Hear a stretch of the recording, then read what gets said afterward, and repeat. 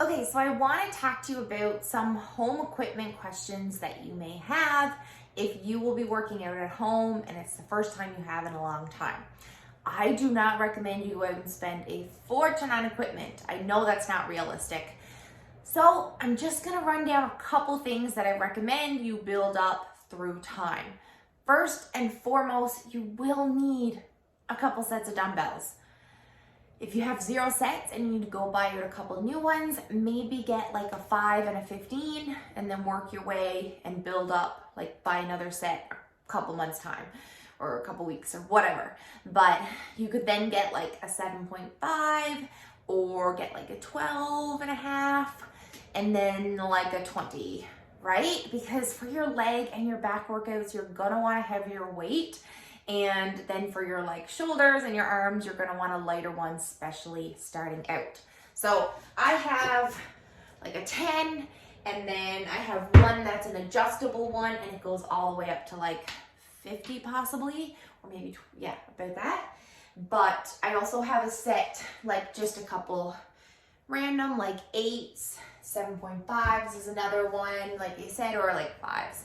So have a few sets, start off, and then you can build your way up. Another thing I highly recommend, and I use it in a lot of the workouts, is the exercise ball. They are not expensive, but they are so worth it. Just read the package for what size you need. It'll tell you based upon your height. They're not cheap, but it makes your ab workouts better. It's great to have a little bit of extra variety with your home workouts to keep them interesting. That's why I recommend with the home gym, you just gradually build your way up. So every now and then you get a little boost of an excitement when you get a new piece of equipment. Next, let's talk about the bands. So this is one that a lot of people have. It's like your mini loop band that you can use for like glute workouts and things like that.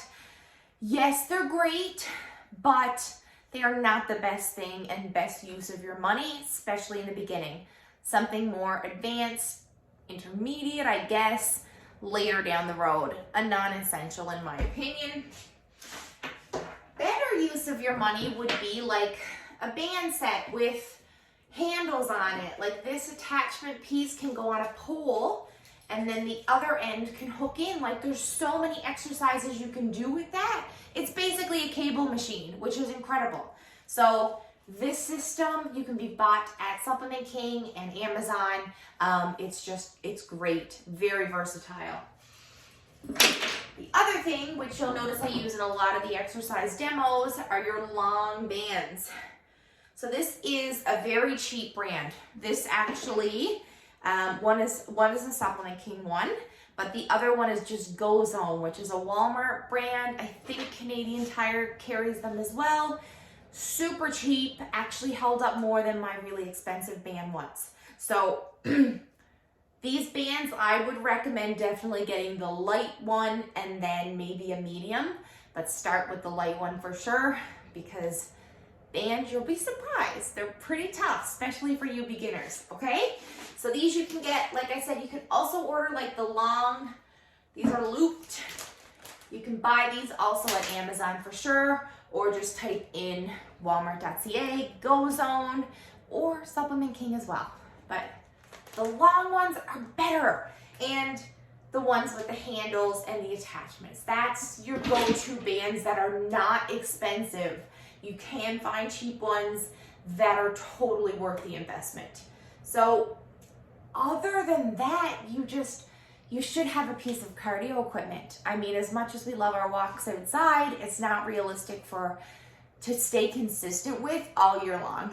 So I would definitely recommend, if you don't have something and financially you can't afford something expensive, just check out even Canadian Tire. They do have spin bikes that are fairly cheap. I paid $100 for mine. It is not high quality. I got it secondhand, but it works. It does the trick. It's one option, right? So make sure you have some cardio equipment, the bands like I had suggested, and the exercise ball, and just gradually build up your database and your home database.